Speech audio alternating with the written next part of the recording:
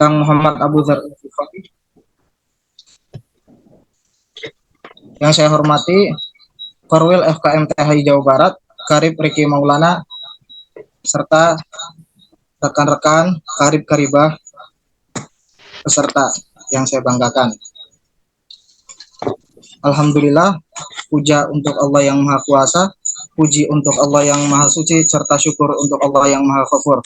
Salawat bertangkaikan salam juga senantiasa kita curah limpahkan kepada junjungan kita Sang Nabi Agung Baginda Nabi Muhammad SAW yang telah memberikan kita petunjuk dari zaman kegelapan ke zaman terang benderang.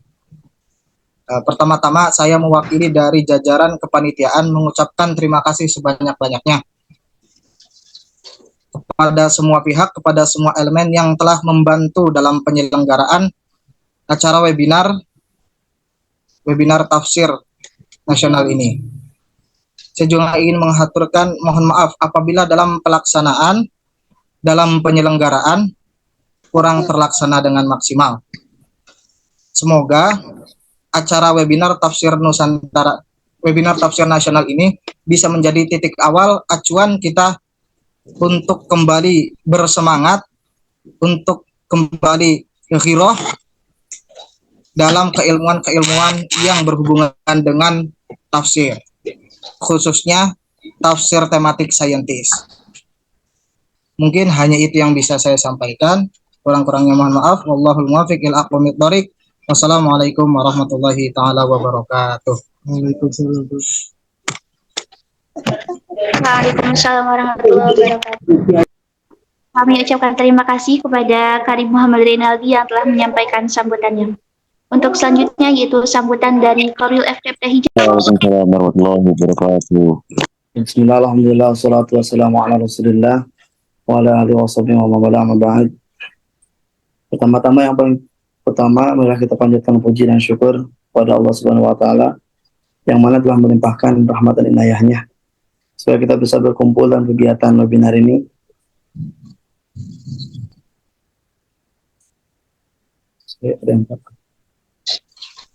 Salam salam semoga terus terlimpahkan kepada junjungan kita Habibana wa Nabiyana Muhammad sallallahu alaihi wasallam. Sebelum saya memulai, biar agak biar agak semangat, coba kita salam tafsir hadis dulu. Nanti ketika bilang salam tafsir hadis, dan jawabnya Garuda di dadaku, Al-Quran hadis di hatiku. Bisa ya, udah tahu mungkin. Coba salam tafsir hadis. Garuda di dadaku, tafsir hadis. Oke, baik. Masya Allah. Lebih baik semangat lagi ya nanti ya. Oke, baik. Yang terhormat Pembina FKM THI Wilayah Jawa Barat, yang kami hormati Ketua Umum Forum Komunikasi Mahasiswa Hadis Indonesia, yang kami hormati para Korwil, koordinator wilayah se-Indonesia, udah hadir dari Jakban, Sulawesi, dan lain sebagainya. Terima kasih sudah menyempatkan waktunya. Dan yang kami hormati para ketua HMJ, HMPS, IAT, dan ILH se-Indonesia yang telah hadir membersamai kita. Dan yang kami hormati pembina lembaga Falakiyah dan Astronomi Buntet Pesantren Cirebon, sekaligus ketua Madrasah Aliyah Nahdlatul Ulama Putra Buntet Cirebon, yakni Kiai Raden Jidni Ilman.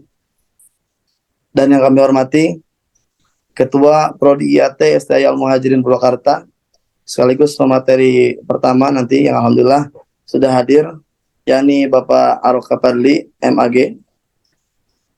Dan yang selanjutnya yang kami hormati Ketua Umum Lembaga Falakiyah dan Astronomi Buntet Pesantren Cirebon, sekaligus pemateri 2 yang alhamdulillah sudah hadir juga, yakni Kang Abu Dzar Al-Ghifari SAG, dan seluruh peserta yang hadir pada kegiatan webinar tafsir nasional ini. Saya dengan bangga dan penuh rasa syukur menyambut karib-karibah semua dalam acara webinar tafsir nasional dengan tema isyarat astronomi dan sains dalam Al-Quran. acara ini bukan hanya sebuah pertemuan ilmiah, tetapi juga sebuah momentum bagi kita untuk menghadapi pemahaman terhadap astronomi dan sains dalam Al-Quran. Melalui seminar ini, kami berharap dapat membuka ruang diskusi yang luas, menggali pemahaman yang mendalam, dan merangkul keberagaman pandangan dan konteks-konteks tafsir Al-Quran. Pesan-pesan suci yang terkandung dalam Al-Quran tidak hanya relevan bagi masa lalu, tapi juga memiliki relevansi yang kuat dalam menghadapi tantangan-tantangan zaman modern ini. Dan saya mengucapkan terima kasih kepada seluruh panitia yang telah bekerja keras untuk menyelenggarakan acara ini. Dan juga saya mengucapkan terima kasih kepada para pemateri yang telah berkenan hadir dan berbagi pengetahuan kepada kita. Dan tentu saja saya juga mengucapkan terima kasih kepada seluruh peserta webinar ini dari seluruh jajaran HMJ, seluruh jajaran Korwil dan juga HMPS yang ada seluruh Indonesia. Nah, marilah kita memanfaatkan kesempatan ini untuk saling belajar, saling menginspirasi dan memperkuat ikatan keilmuan kita. Mungkin kalau terlalu banyak kita ngobrol dan menunggu lamanya pemateri kita menyampaikan materi, mungkin alangkah baiknya lebih cepat, lebih baik mungkin gitu ya. Nah, mungkin itu saja yang bisa saya sampaikan, kurang lebihnya mohon maaf. Man ta'allama al-Qur'ana wa 'allamah wallahu muwaffiq ila aqwamit thoriq. Wassalamualaikum warahmatullahi wabarakatuh. Waalaikumsalam warahmatullahi wabarakatuh. Dari Syawilah Jawa Barat tahun 2024 telah dilaksanakan. Untuk selanjutnya acara webinar akan dipandu oleh moderator Karib Muhammad Iqbaluddin. Saya selaku pemandu acara pamit undur diri. Mohon maaf dari segala kekurangan dan kesalahan. Hadanallahu iyyakum ajma'in. Assalamualaikum warahmatullahi wabarakatuh. Waalaikumsalam warahmatullahi wabarakatuh. Untuk selanjutnya waktu saya serahkan kepada moderator.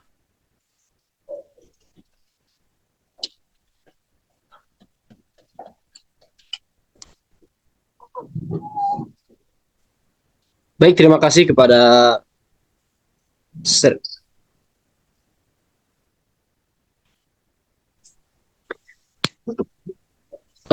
sebelum kita lanjut ke agenda berikutnya, saya selaku moderator ucapkan salam dulu. Assalamualaikum warahmatullahi wabarakatuh. Waalaikumsalam warahmatullahi wabarakatuh. Bismillah, alhamdulillah, wassalatu wassalamu ala rasulillah Muhammad ibn Abdillah wa ala alihi wa sahbihi wa mawalah. Rabbi shrah li sadri wa yassir li amri wahlul 'uqdatam min lisani yafqahu qawli. Ya Fattah ya Alim ya Nur ya Hadi. Yang terhormat para pemateri yang alhamdulillah sudah hadir pada kegiatan kali ini, dan para korwil, para panitia dan para peserta yang sudah hadir. Alhamdulillah, kita langsung saja supaya tidak terlalu melebihi waktu yang telah kita tetapkan. Untuk pemateri pertama, sebelum kita lanjut ke pemaparan dari pemateri,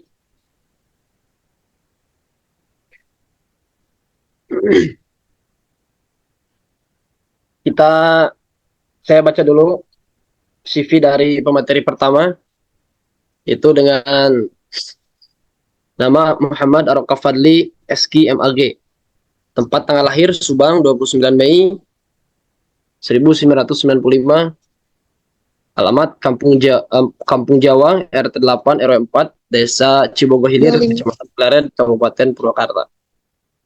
Untuk pendidikan S1 beliau di Institut PTIK Jakarta pada tahun 2017, dan dilanjut dengan S2 Universitas Islam Negeri Sunan Gunung Jati Bandung pada tahun 2021.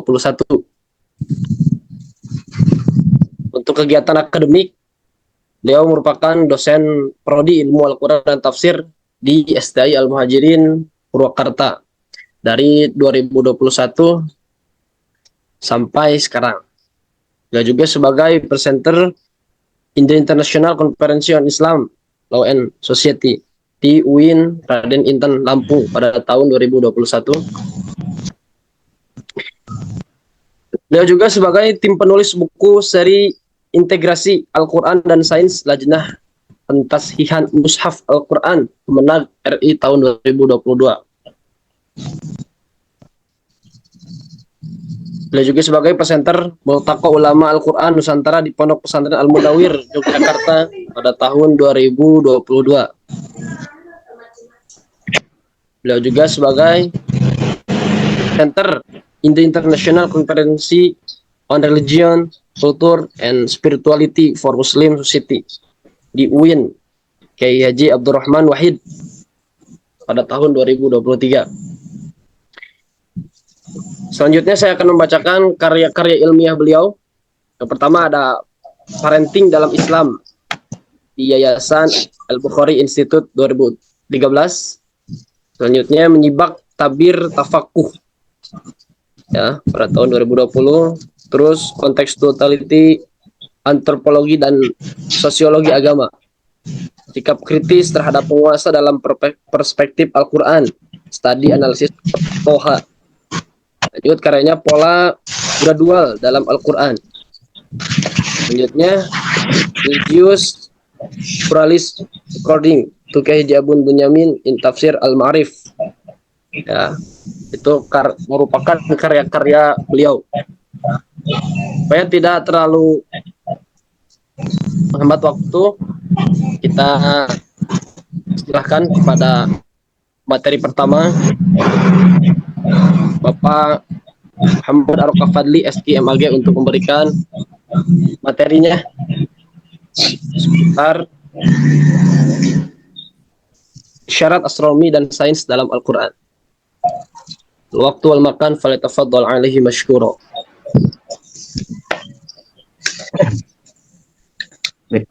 Assalamualaikum warahmatullahi wabarakatuh.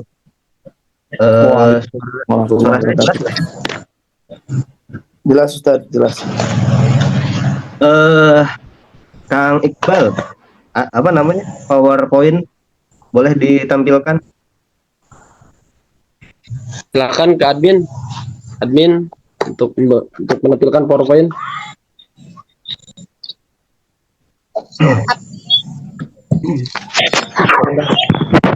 Baik, Assalamualaikum warahmatullahi wabarakatuh. Alhamdulillahirabbil alamin wassalatu wassalamu ala sayyidina Muhammadin wa ala alihi washabbihi ajma'in, amma ba'du. Pertama-tama marilah kita panjatkan puji dan syukur kepada Allah Subhanahu wa taala. Salawat dan salam senantiasa tercurah limpahkan kepada junjungan kita Nabi Muhammad sallallahu alaihi wasallam. Tak lupa para keluarganya, para sahabatnya, tabi'in atau tabi'in, juga mudah-mudahan kita selaku umatnya, amin ya rabbal alamin.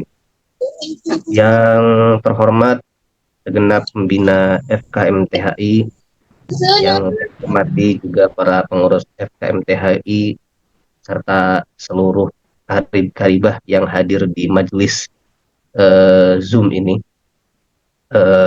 Tanpa mengurangi rasa hormat saya, tidak bisa saya sebutkan satu persatu. Oke.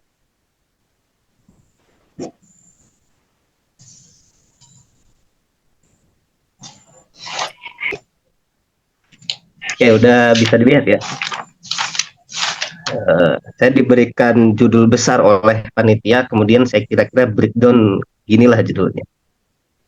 Mohon maaf kalau judulnya mungkin agak-agak diistighbarin. Menikahi cakrawala, menyingkap ilmu astronomi dalam cahaya Al-Quran. Oke, saya mau klarifikasi dulu sebelum membahas materi. Pertama, saya bukan ahli di bidang ilmu astronomi dan juga gak ahli-ahli amat juga di bidang tafsir Al-Quran. Tapi saya mau mencoba mungkin memberikan sudut pandang baru, terus memberikan wawasan-wawasan yang ya kira-kira mungkin bisa membantu teman-teman yang sekarang bisa menginspirasi untuk buat penelitian akhir, atau bagi teman-teman yang mungkin sering nulis esai. Eh, Baik, langsung aja.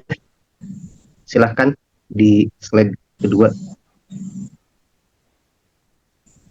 Oke, karena tadi di awal saya kasih judulnya menikah, maka menikah itu ya harus ada status gitu. Makanya jangan ada hubungan tanpa status di antara kita. Nah, di sini ada bagan yang bisa dilihat oleh teman semua. Pertama, di paling atas itu ada Allah, kemudian ada Al-Quran dan alam. Allah yang menurunkan Al-Quran dan Allah pula yang menciptakan alam. Secara otomatis karena zatnya sama, yang menurunkan dan yang menciptakan, maka tidak mungkin Al-Quran bertentangan dengan alam. Ini yang mutlak harus kita pegang. Nah, Al-Quran itu sering kita sebut sebagai ayat qauliyah, sedangkan alam sering juga kita sebut sebagai ayat kauniyah. Walaupun pada perkembangannya banyak juga yang mendefinisikan ayat kauniyah itu adalah ayat-ayat dalam Al-Quran yang berbicara tentang alam. Tetapi secara umum gitu, Al-Quran itu ayat kauniyah dan alam itu adalah ayat kauniyah.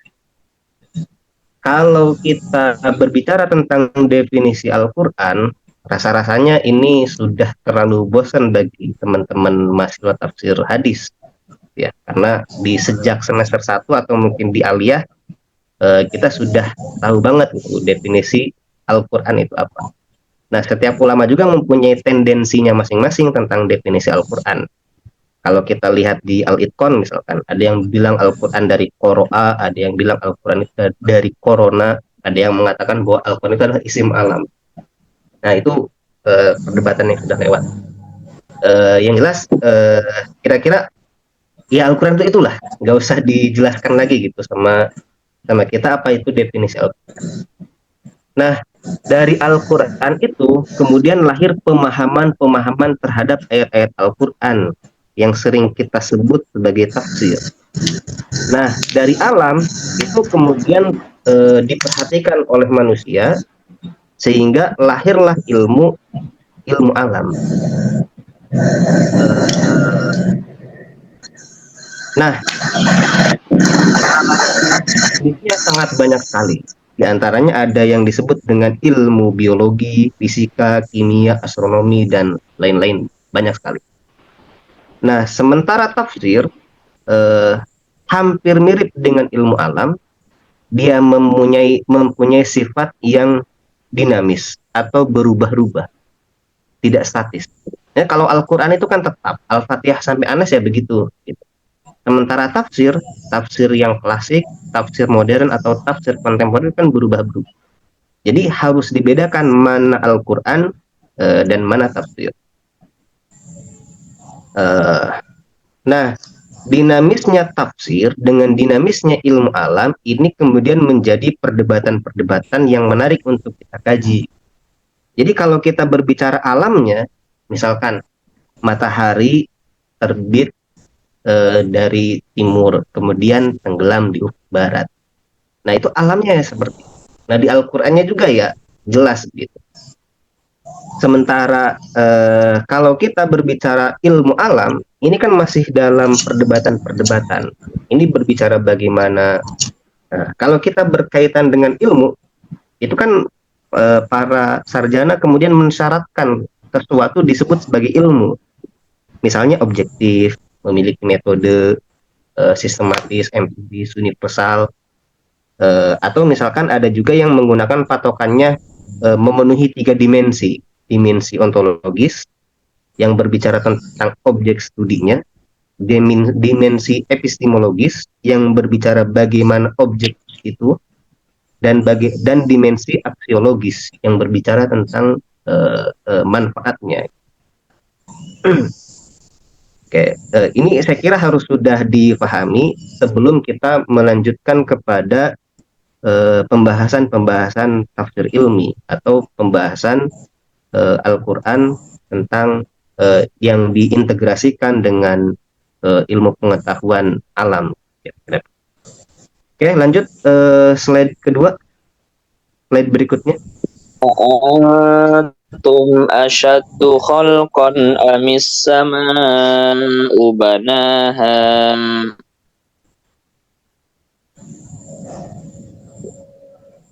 yang rofa'a Sebelumnya, nah itu.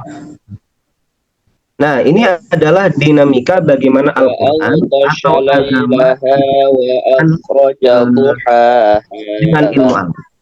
Sejarahnya paling tidak ada 4 dinamika yang bisa kita bedah antara agama dengan sains atau ilmu alam itu terjadi konflik. Misalnya, sains itu menggunakan prosedur ilmiah, sementara Al-Quran itu tidak. Maksud prosedur ilmiah itu kan tadi dijelaskan bahwa empiris, kemudian objektif, dan seterusnya. Sementara Al-Quran adalah wahyu, jadi tidak melalui prosedur-prosedur ilmiah. Nah, berikutnya, sains juga menggunakan data, sementara Al-Quran itu sifatnya otoritas. Ya, kira-kira begitulah. Nah, contoh yang terjadi pada dinamika hubungan antara Al-Quran atau agama dengan sains itu terjadi pada misalkan Galileo Galilei, di mana dia memiliki pendapat bahwa bumi yang mengelilingi matahari, sementara gereja pada waktu itu mengatakan bahwa matahari yang mengelilingi bumi. Sampai akhirnya Galileo Galilei harus dihukum mati. Atau misalkan yang paling sering diperdebatkan adalah teori evolusinya Darwin. Gitu. Kalau kita ngobrol dengan anak-anak biologi misalkan, atau aktivis-aktivis Darwinisme, gitu, dia akan selalu mengatakan ketika kita berbicara atau diskusi tentang evolusi, mereka mengatakan jangan bawa-bawa agama deh, ya, kira gitu. Kenapa? Kalau ngomongin masalah agama, teori Darwinisme ini akan teori evolusi Darwinnya ini kemudian stuck begitu aja, gitu. Karena dibantah dengan dalil-dalil agama misalnya. Gitu. Walaupun pada kenyataannya misalkan teori Darwin itu bukan yang berbicara manusia berasal dari kera, itu perkara lain. Tapi saya ingin memberikan gambaran bahwa hubungan antara agama atau Al-Quran dengan sains itu ada yang terjadi konflik. Kemudian yang kedua adalah independen. Nah, gampangnya gini, kalau independen itu Al-Quran yang menjelaskan Al-Quran gitu aja, ilmu alam yang menjelaskan ilmu alam gitu aja. Biarkan agama mengurusi sifat, etika, dan moral, sementara sains terus berkembang sedemikian rupa tanpa ada campur tangan antara ahli agama dengan ahli sains. Nah, itu yang disebut dengan independen. Kemudian hubungan berikutnya adalah dialog antara agama, Al-Quran, atau sains. Hubungan ini tidak langsung terjadi antara Al-Quran dan ilmu. Hanya saja Al-Quran berperan atas lahirnya ilmu. Nah, misalkan setelah kelahiran ilmu itu, kemudian sains mengembangkan dirinya sendiri tanpa harus melihat teks-teks Al-Quran, nah, gitu. Atau teks-teks agama. Walaupun nanti pada akhirnya sains akan mengalami kebuntuan juga. Nah, setelah itu mungkin akan kembali kepada agama atau Al-Quran.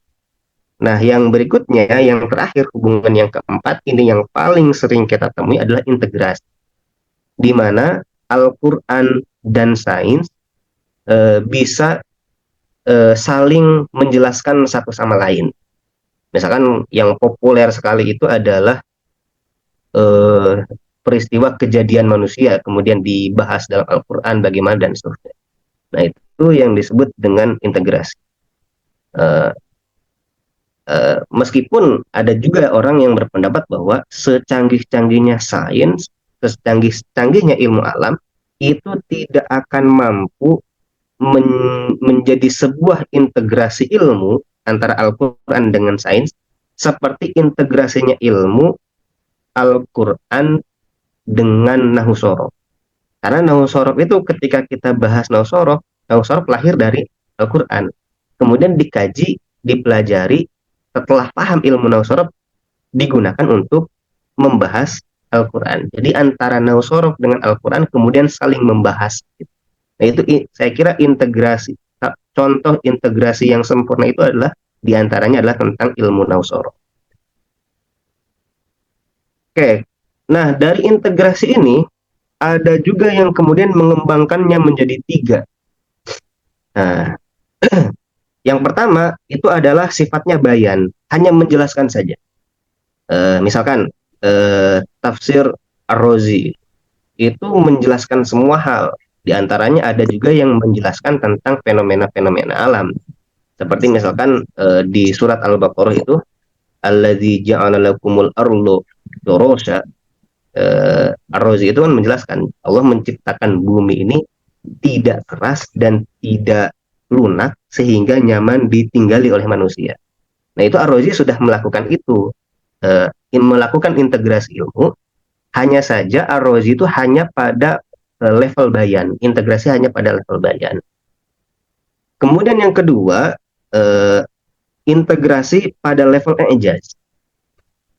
Untuk membuktikan kemukjizatan Al-Quran. Kelemahannya level ijaz itu kita yang memahami ayat-ayat Al-Quran cenderung menunggu bola. Ketika ada penemuan-penemuan baru atau fenomena-fenomena baru yang ramai dibicarakan, misalnya di lautan antara air asin dengan air tawar itu tidak menyatu. Nah, kemudian ini ada kok dalam Qur'annya gitu kan, marojal bahraini al-taqiyan misalkan. Atau misalkan dulu ketika Mayrus Bukail menemukan jasad Firaun, orang-orang Islam kan ya cuek-cuek aja gitu, santai-santai aja gitu. Karena toh Firaun itu matinya pasti tenggelam gitu. Sementara Mayrus Bukail itu enggak menerima itu begitu saja. Dia harus melakukan penelitian hingga akhirnya Bukail itu kemudian masuk Islam. Nah, itu yang disebut dengan ijaz. Ada lagi level yang paling tinggi menurut saya adalah level istikhraj. Istikhraj itu mengeluarkan satu cabang ilmu yang terinspirasi dari Al-Quran. Nah, seperti yang tadi disebutkan di awal, saya katakan bahwa integrasi yang udah mencapai level istikhraj itu sehingga bisa menjelaskan satu dengan yang lainnya adalah integrasi antara Al-Quran dengan ilmu nahu dan sorof. Nah, sementara ini kalau kita berbicara tentang sains atau ilmu alam, itu mungkin hanya pada level bayan atau ijaz integrasi ini. Nah, integrasi ini kemudian di beberapa wilayah orang memiliki istilah-istilah yang berbeda. Ada lagi islamisasi ilmu, ada orang yang bilang wahyu ilmu, interkoneksi, dan lain-lain. Cuman saya kira pada intinya itu memiliki kesamaan. Oke, lanjut slide berikutnya. Oke. Nah, di sini ada 3 hal ketika 3 macam atau 3 konsep ketika kita menemukan ayat-ayat Al-Quran yang dikaitkan dengan fenomena alam. Yang pertama ada yang disebut dengan soreh. Soreh itu secara jelas ayatnya menjelaskan fenomena alam. Misalkan tulijul laila fin nahar wa tulijun nahara fil lail, pergantian siang dan malam. Nah, itu soreh sekali dalam Al-Quran disebutkan ayatnya. Kemudian ada ayat-ayat yang sifatnya isyari. Secara ayat ini tidak bicara secara langsung, tetapi secara eksplisit ayat ini menunjukkan ada teori sains di dalam. Misalkan wa may yuridillahu wa may yurid ayyudillahu yaj'al sadrahu dayyqan harajan ka'annama yas'adu fis sama. Ini kan ayat bukan berbicara tentang atmosfer atau bukan berbicara tentang udara, tetapi dada itu akan terasa sesak ketika kita terus naik semakin tinggi. Nah, ini secara isyari itu menunjukkan hal itu. Kemudian ada konsep ayat yang disebut dengan ibroh. Nah, ini ayat favorit saya kira untuk dijadikan integrasi ilmu antara sains dengan Al-Quran. Karena dengan satu ayat saja, jika kita tinjau secara ibroh, ini akan mencakup semua hal. Contoh misalkan, inna kulla syai'in khalaqnahu biqadar. Jadi Allah menciptakan segala sesuatu itu sesuai dengan kadarnya.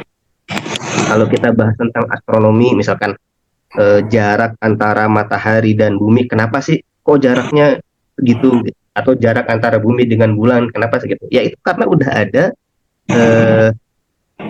kadarnya, sudah ada ketentuannya dari Allah Subhanahu wa Ta'ala, sehingga didesain sedemikian rupa jaraknya seperti itu. Ini sebagai mukaddimah, saya kira pembahasan tentang ayat-ayat antara tafsir atau Al-Quran dengan sains atau ilmu pengetahuan alam. Oke, lanjut berikutnya.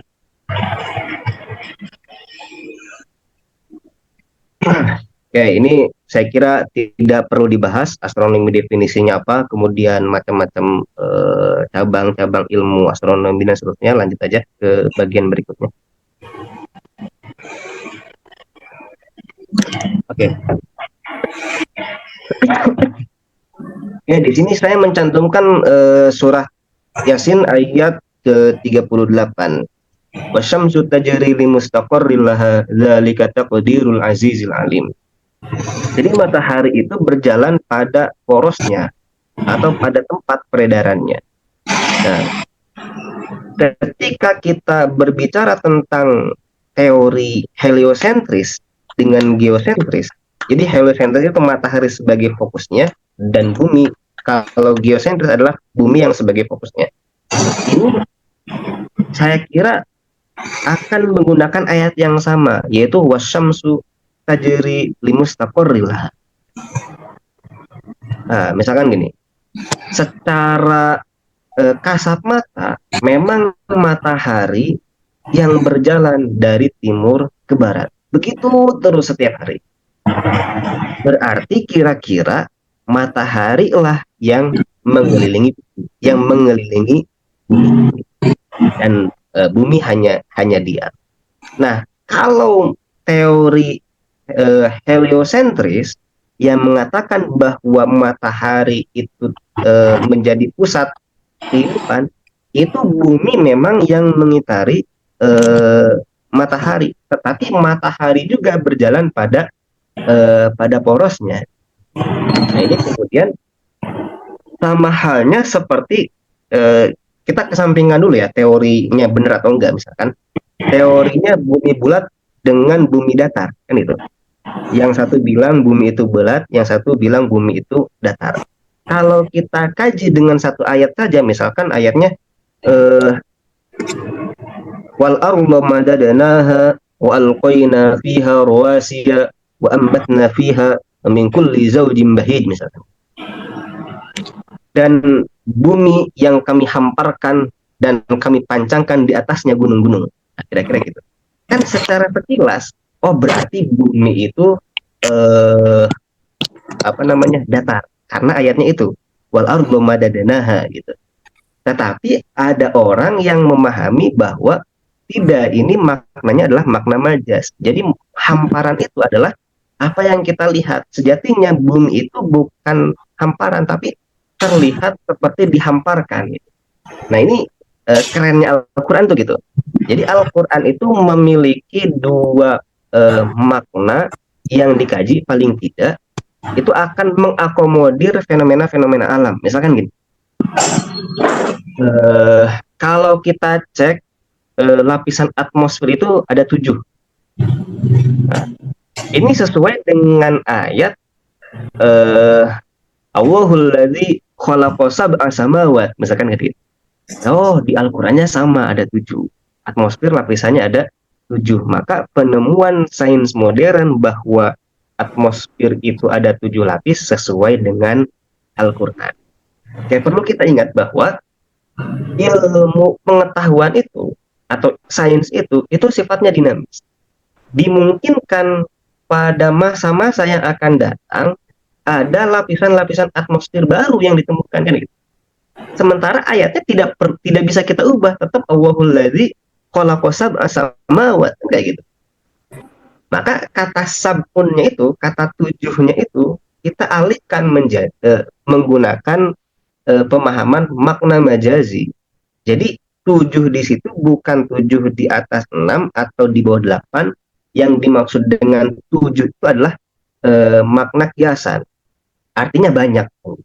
Sama halnya kan mirip-mirip dengan kita penggunaan kata 7 itu kan nggak mesti 7 seperti di atas 6 di bawah 8 gitu. Misalkan ada orang yang tiba-tiba anaknya jatuh miskin. Nah terus ditanya sama orang-orang, kenapa bapak kamu kaya kok kamu miskin? Saya turunan ke-8. Misalkan karena orangnya itu, keluarganya itu disebut kaya 7 turunan, misalkan kan kayak gitu. Ini menunjukkan ya bukan seperti itu, tapi dia itu benar-benar kaya gitu. Saking kayanya makanya disebut dengan 7 turunan. Atau misalkan ada orang yang bilang, pusing banget 7 keliling kan gitu. Nah itu menunjukkan bahwa dia itu saking pusingnya digunakan kata 7 itu. Itu bukan berarti 7 putaran setelah itu pusingnya hilang, kan bukan seperti itu. Nah itu ada penggunaan makna majaz dengan makna hakiki, majazi sama hakiki. Sama hanya seperti misalkan ketika kita berbicara tentang kisahnya Nabi Musa gitu kan. Di kisahnya Nabi Musa itu bahwa kaumnya Nabi Musa kemudian dikutuk oleh Allah Subhanahu wa taala menjadi qiradatan khosiin kan gitu. Kunu qiradatan khosiin.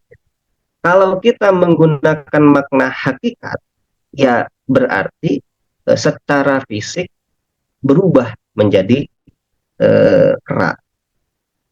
Tetapi kalau kita menggunakan makna majazi, itu tidak hanya bukan secara fisik yang dimaksud, tetapi sifatnya yang berubah seperti kera.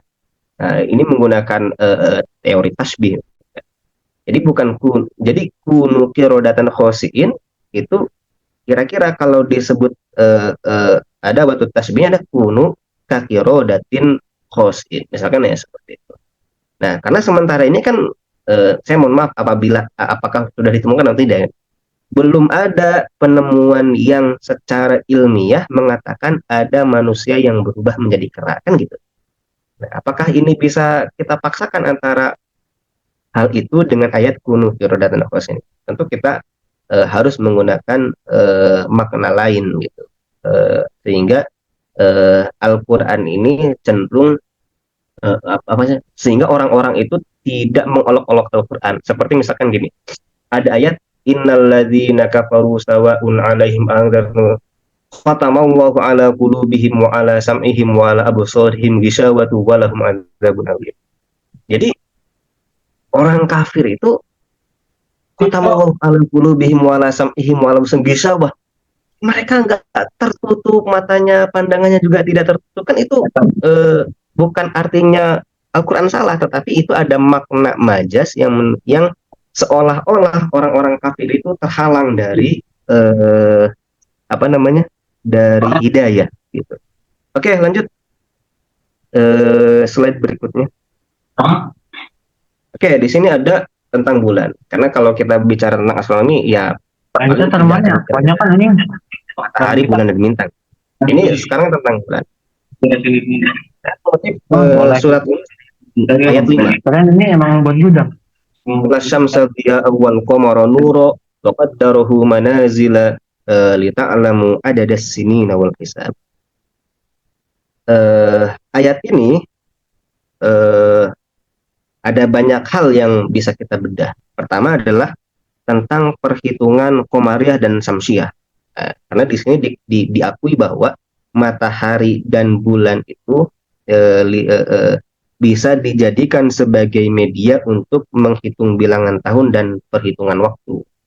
Yang kita tahu bahwa ada 2 kalender yang populer itu kan, ada kalender Masehi dan kalender Hijriah. Masehi menggunakan perhitungan matahari, sementara Hijriah menggunakan perhitungan bulan.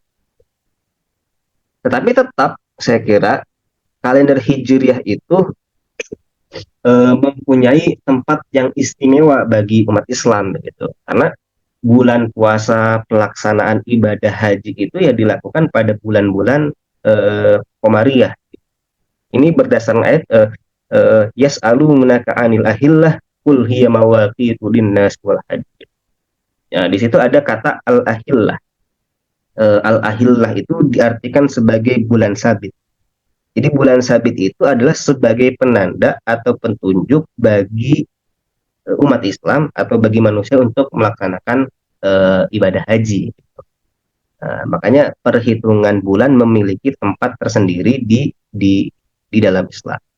Nah, bulan ini saya hanya menemukan dua kata itu saja. Yang pertama Qamar sama ahillah. Berbeda dengan syahr. Syahr itu bukan bulan yang disebut benda langit, tetapi syahr itu adalah bulan perhitungan waktu. Januari, Februari, nah itu namanya syahr. Kalau dalam bahasa Inggris ada moon gitu ya. Ada bulan, ada ya bulan. Ya bahasa Indonesia kan gitu ya. Bulannya sama gitu. Pakai kata bulan, tetapi yang dimaksud beda. Nah, asy-syahr itu nama sebuah waktu. Ramadan, Syawal, nah itu namanya asy-syahr. Tapi lucunya kalau bukan menariknya gitu ya. Ketika kita melihat surat Al-Baqarah misalkan, "Faman syahida minkumus syahra falyasum." Kata syahida itu identik dengan fisik, identik dengan pandangan mata gitu. Tapi di situ ada faman syahida minkumus syahra. Apa yang bisa kita saksikan dari syahr gitu? Apa namanya? Bulan. Bisa nggak kita melihat Januari? Atau bulan apa sekarang? Bisa nggak kita melihat bulan Mei? Kan tidak bisa. Makanya dari ayat itu kemudian bisa ditarik kesimpulan bahwa metode untuk menentukan Ramadan itu bisa dengan dua cara, yaitu dengan menghitung atau dengan melihat. Nah, kira-kira begitu. Nah, kemudian di situ ada dua kata yang perlu kita garis bawahi. Yang pertama ada yang disebut dengan dia, ada yang disebut dengan nur. Kalau kita melihat di situ matahari dia, kalau bulan nur. Tentunya antara dia dengan nur itu memiliki perbedaan makna. Kalau dia adalah sesuatu yang terpancar dari dirinya dan sifatnya sangat kuat, sehingga menyebabkan memungkinkan mata kita silau. Sementara nur adalah cahaya atau sinar yang sifatnya umum dan memerlukan aspek lain sehingga dia bisa bercahaya. Nah, itu yang disebut dengan nur. Kalau kita merujuk ayat lain, ada juga penggunaan sama juga, itu juga bercahaya. Misalkan waja'alal qamara fihinna nura waja'alas syamsa siraja, itu. Atau misalkan di ayat lain, tabarakalladzi ja'ala fis sama'i buruja wa ja'ala fiha sirajan wa qamaran munira. Itu ada siraja, ada nur. Nah, wah ini unik ya. Kalau kita perhatikan, matahari itu selalu menggunakan kata nur atau munir gitu. Sementara kalau langit, saya ulangi, bulan itu selalu menggunakan redaksi nur, sementara matahari itu menggunakan dia atau juga menggunakan siroja, ya, gitu. Nah, jadi bisa kita tarik kesimpulan bahwa bulan itu bisa bercahaya karena adanya cahaya. Bulan itu bisa bersinar atau bercahaya karena ada sinar matahari di sini, sehingga dia memantulkan cahaya dari matahari yang bisa kita lihat. Oke, lanjut slide berikutnya. Oke, ini pembahasan yang agak rumit ya, karena bintang itu memiliki banyak sekali terma. Misalkan di ayat pertama itu walaqad ja'alna fis sama'i buruja gitu kan, ada kata buruj. Kemudian di ayat yang kedua inna zayyana as-samaa'a dunya bizinatinil kawakib, ada kata kawakib atau kaukab. Kemudian ada juga fala uqsimu bimawaqi'in nujum, ada kata nujum di situ. Atau misalkan ada lagi di ayat lain yang diartikan sama-sama juga sebagai bintang, seperti misalkan masobih, misalkan وَقَضَاهُنَّ سَبْعَ سَمَاوَاتٍ فِي يَوْمَيْنِ وَأَوْحَى فِي كُلِّ سَمَاءٍ أَمْرَهَا وَزَيَّنَّا السَّمَاءَ الدُّنْيَا بِمَصَابِيحَ وَحِفْظًا. Itu ada kata masobih di situ. Itu juga sama diartikan sebagai bintang. Atau misalkan walaqad zayyana as-samaa'a ad-dunya bimasabiha wa ja'alnaha rujuman lisyayatin. Kata masabih di situ juga diartikan sebagai bintang. Atau misalkan di ayat lain yang menggunakan kata syihab. Syihab itu juga diartikan sebagai bintang. Contoh misalkan ayatnya illa man khatifal khatfata fa'atba'ahu syihabun thaqib. Kalau kita baca tafsir Jalalain, syihabun thaqib itu artinya lah kaukab mudhi, bintang yang berkilauan. Ada juga ayat lain yang menggunakan redaksi kunnas. Fala uqsimu bil khunnas. Itu juga sama diartikan sebagai bintang. Kalau kita baca karyanya Ar-Raghib Al-Asfahani, bintang di situ sifatnya lemah, sama hanya seperti ketika al-khunnas itu alladzi waswisu fi sudurin nas min syarril waswasil khunnas, itu memiliki kesamaan kata di situ. Jadi waswasil khunnas itu adalah bisikan-bisikan yang sifatnya lemah. Sehingga fala uqsimu bil khunnas itu menurut Al-Asfahani adalah bintang-bintang yang tertutup oleh siang, cahayanya redup, gitu. Kira-kira gitu. Nah, ada beberapa misalkan di an-najm walaqad ja'alna fis sama'i burujan. Nah, burujan ini kalau diartikan di terjemah-terjemah itu sering diartikan sebagai gugusan bintang atau rasi atau konstelasi bintang. Nah, kata buruj di sini itu diartikan sebagai bintang yang sering kita lihat di malam hari. Ini sifatnya sangat umum. Kemudian ada juga yang disebut dengan kaukab. Inna zayyana sama'ad dunya bizinatil kawakib. Nah, itu bentuk jamak dari kaukab. Nah, kaukab itu adalah bintang yang secara fisik hampir sama dengan kata buruj di situ. Yang secara fisik kita lihat. Kemudian ada di situ fala uqsimu bil khunnas. Yang ingin saya garis bawahi di slide ini, di permasalahan tentang bintang itu, saya menemukan secara konsisten bahwa kata buruj dan kaukab itu disandingkannya dengan sama, bukan samawat. Kan beda antara sama, as-sama dengan as-samawat. Kalau as-sama itu artinya adalah suatu arah yang ada di atas kita. Nah, itu yang disebut dengan as-sama. Berarti kalau kita lihat walaqad ja'alna fis sama'i burujan. Jadi adanya di atas kita. Beda dengan as-samawat. As-samawat itu adalah langit-langit, langit beneran gitu. Bukan arah di atas kita. Itu langit beneran gitu. Makanya ketika Allah menciptakan itu redaksinya bukan tidak menggunakan kata sama, selalu menggunakan samawat gitu. Walladzi khalaqa sab'a samawat, seperti itu.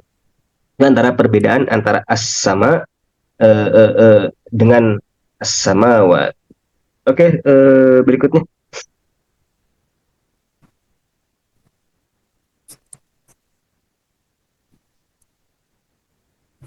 Oke, saya kira cukup itu yang bisa saya sampaikan. Selebihnya kita bisa simak dari pemateri yang kedua.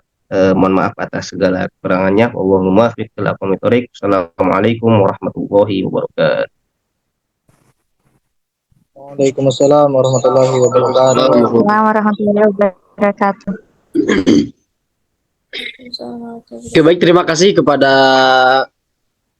Gus Aroka yang telah memaparkan begitu singkat, padat, dan daging semua ya, alhamdulillah. Supaya tidak terlalu lama ya, kita lanjut saja ke pemateri kedua. Nanti untuk tanya jawab atau diskusi nanti kita buka di akhir setelah pemateri kedua memaparkan materinya. Sebelum saya mempersilahkan kepada pemateri kedua, saya akan membacakan dulu CV dari pemateri kedua ini. Nama Bapak Muhammad Abduzar Al-Ghifari, tempat tanggal lahir Cirebon, 28 November 1995, alamat Desa Buntet, pesantren, Kecamatan Astana Japura, Kabupaten Cirebon, domisili sekarang yaitu di Buntet pesantren. Untuk riwayat pendidikan, lanjut saja ke beliau menuntaskan S1-nya di IAIN Cirebon, Prodi Ilmu Al-Quran dan Tafsir.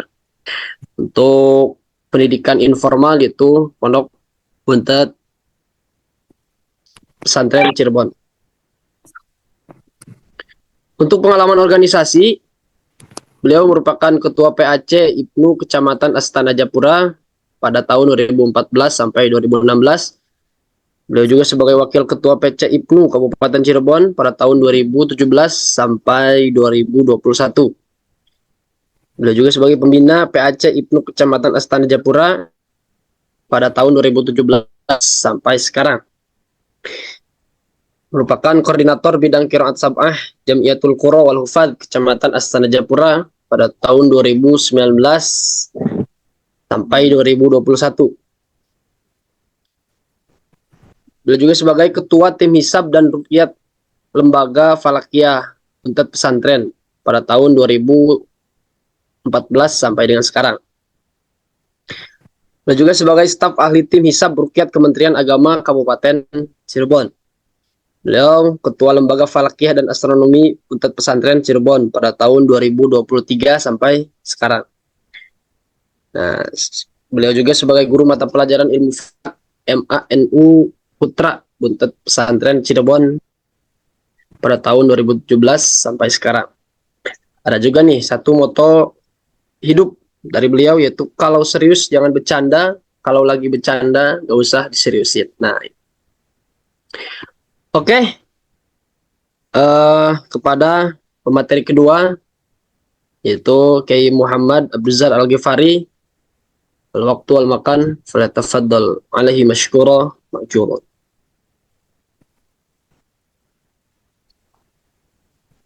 Terima kasih. Assalamualaikum warahmatullahi wabarakatuh. Alhamdulillahilladzi qala fi kitabihil karim wasyamsu tajri limustaqarril laha dzalika taqdirul azizil alim wal qamara qaddarnahu manazila hatta 'ada kal urjunil qadim. Wassalatu wassalamu ala nabi mala'il afaqi nura ba'athahu Allah subhanahu wa ta'ala basyiran wa nadhira wa badran munira. Sayyidina Muhammadin alladzi qala Allahu fi haqqihi laulaka ma khalaqtul aflak wa ala alihi wa sahbihi wa tabi'ihim ila yaumil la yanfa'u fihi aulad wala amlak amma ba'd. Sebelumnya saya ucapkan terima kasih pada moderator dan seluruh panitia webinar nasional dan juga dari seluruh jajaran kepengurusan baik di tingkat pusat sampai kepada tingkat wilayah dan daerah Forum Komunikasi Mahasiswa Tafsir Hadis Indonesia. Yang saya hormati pembina FKMTHI Provinsi Jawa Barat, yang saya hormati Ketua Umum Pimpinan Pusat FKMTHI, yang saya hormati Korwil FKMTHI Jawa Barat, dan seluruh Korwil FKMTHI seluruh provinsi dan wilayah di Indonesia. Yang saya hormati narasumber pertama, salam kenal Bapak Aroka Fadli MAG. Yang saya hormati penasehat Lembaga Falakiyah dan Astronomi Manuputra Buntut Pesantren, sekaligus Kepala Manuputra Buntut Pesantren, Bapak Kiai Raden Muhammad Zidni Ilman, SFILS MPD. Yang saya hormati pula Ketua Pelaksana dan seluruh panitia webinar tafsir nasional, para Ketua HMJ IAT di seluruh kampus, sekolah tinggi, institut, maupun universitas. Kemudian yang saya hormati pula seluruh peserta dari berbagai daerah, berbagai kampus, berbagai forum, berbagai lembaga. Alhamdulillah, puji syukur kepada Allah Subhanahu wa Ta'ala, pada sore hari ini kita bisa berkesempatan muwajahah meskipun lewat online, tetapi insya Allah tidak mengurangi rasa khidmat dan juga khusyuk kita untuk taklim, terus belajar dan juga berdiskusi mengenai tema pada sore hari ini yang luar biasa, yaitu isyarat astronomi dan sains dalam Al-Quran. Tadi sudah dipaparkan secara luar biasa. Sebelumnya saya menyampaikan salam dulu dari Bapak Kepala Manuputra, karena saya kebetulan juga guru mata pelajar ilmu falak di MANU, Manuputra Buntut Pesantren. Menyampaikan salam dari beliau, karena saya juga bertugas ya di antaranya adalah seizin beliau gitu. Ya, matur izin dulu. Langsung saja. Saya sampai bingung ini Pak Aroka Fadli, saya mau ngomong apa gitu, udah habis semua itu. Sudah disampaikan semuanya. Mungkin saya ada beberapa hal yang lebih spesifik kepada ilmu falak dan astronominya mungkin.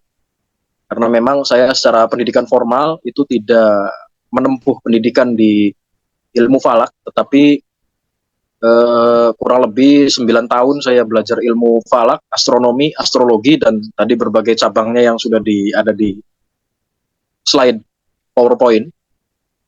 Tadi saya sebelum ketika diminta sama panitia itu, saya nanya dulu, ini PowerPoint wajib nggak? Saya nggak terbiasa pakai PowerPoint gitu, supaya tetap ada tatap muka aja gitu. Dan saya yakin gitu, pemateri pertama pakai PowerPoint ini. Gitu. Kalau saya PowerPoint lagi nanti malah ini. Di samping juga melatih. Dulu saya waktu kuliah ada salah satu dosen yang beliau tuh jarang sekali, bahkan hampir tidak pernah menggunakan PowerPoint dengan alasan nanti males nulis, males menyimak, gitu mahasiswa itu. Tapi sebenarnya itu alasan karena justru saya yang malas aja bikin PowerPoint sih sebenarnya gitu. Jadi mohon maaf ya, saya tidak sempat untuk membuat PowerPoint. Mungkin nanti teman-teman bisa menangkap poin-poin saja yang barangkali ada manfaat atau yang bisa diambil. Baik, pertama mungkin saya akan mulai tadi, saya afirmasi dulu penegasan dan juga sekaligus menyepakati ya, meskipun ini bukan forum debat, tapi saya menyepakati, saya mengikrori, saya menyepakati tadi yang disampaikan narasumber pertama, Pak Aroka Fadli, atau saya panggilnya Mas Aroka saja ya, karena kayaknya seumuran tadi disebutkan tahun lahir, seumuran. Cuman beliau, cuman kalau beliau itu lebih luar biasa ya. Kalau saya ngaret kuliahnya, sehingga beliau sudah jadi kaprodi saya masih begini-begini saja. Jadi luar biasa. Saya kadang-kadang minder sendiri gitu. Tadi tahu begini saya salah, ini saya nggak ini dulu, nggak screening dulu gitu. Narasumber pertamanya siapa gitu. Asal iya saja. Mohon izin Pak Aroka Fadli. Mohon izin dan seluruh teman-teman semuanya, mohon izin. Pertama tadi soal Al-Quran itu bukan kitab ilmiah, karena memang tidak ada metode ilmiah manapun yang bisa kemudian mengkonfirmasi Al-Quran sebagai ini benar atau salah, tetapi ini Al-Quran ini sebagai doktrin atau dogma agama yang tidak bisa disalahkan dari sudut pandang ilmiah gitu. Tetapi banyak mengandung isyarat-isyarat ilmiah. Yang tadi contoh-contoh ayatnya sudah banyak dijelaskan. Makanya saya agak bingung ini mau nerangin apa gitu. Jadi kalau di tafsir Al-Jawahir karyanya Syekh Tontowi Al-Jauhari itu beliau menyebutkan kurang lebih ada sekitar 150 ayat di Al-Quran yang membahas tentang hukum fikih. 150 itu menurut Syekh Tontowi Al-Jauhari. Sedangkan ayat kauniyah atau yang mengandung isyarat sains atau isyarat ilmiah tadi itu ada sekitar 750 ayat. Ini berarti ada 4 sampai 5 kali lipat dari perbandingan antara ayat-ayat kauniyah dengan ayat tentang fikih atau ubudiyah. Ini menarik, kenapa? Sebab kita selalu dirangsang, selalu berpikir atau untuk sampai kepada level tadabbur, bahwa diawali pertanyaan kenapa dan bagaimana, ini akan banyak sekali memicu dan memacu pengetahuan-pengetahuan itu muncul. Hanya kalau kita di pondok pesantren tentu mayoritas semuanya, dan juga di perguruan tinggi, karena di perguruan tinggi itu juga mayoritas dosen-dosennya sampai rektor-rektornya atau dekan, kajur, dan kaprodi seluruhnya itu mayoritasnya kiai aja, itu nyamar jadi dosen aja sebenarnya. Itu kayak Pak Aroka itu sengaja nggak pakai peci misalkan, itu saya agak malu sebenarnya pakai gini loh, santai sekali gitu, kelihatan muda gitu. Tapi tidak tidak mengurangi rasa khidmat. Nah, kita di pesantren mengenal istilah sanad. Sanad ini yang tentu penting selain nalar atau akal untuk sebagai alat tadabbur tadi, tadabbur Al-Quran. Seringkali disalahgunakan istilah tadabbur ini menjadi tadabbur alam. Kalau saya kurang sepakat, karena di Al-Quran bahasanya sudah jelas, fiilnya apa, objeknya apa gitu. Kalau tafakkur ya fi khalqis samawati wal ard, kalau tazakkur ya Gusti Allah gitu. Kalau tadabbur ya Al-Quran. Tetapi entah kemudian bergeser, tadabbur yang tadinya bahasa Arab atau bahasa Al-Quran kemudian dijadikan bahasa Indonesia, itu menjadi geser maknanya. Ayo kita tadabbur alam. Kalau alam itu sebenarnya bukan untuk ditadabburi tapi ditafakuri. Kalau tadabbur itu ayat-ayat qauliyah, atau kalau di dalam istilah lain Al-Quran atau kalamullah, semuanya itu disebut ayatun matlu gitu. Ayat yang bisa ditilawahkan, bisa dilafadzkan. Kalau ayat-ayat atau alam semesta ini, ciptaan Gusti Allah ini, disebut dengan ayatun ghairu matlu, yang tidak bisa ditilawahkan, tidak bisa ditulis, tidak bisa diucapkan gitu. Sehingga istilah-istilah tadi, tafakkur, tazakkur, tadabbur, ini harus tepat.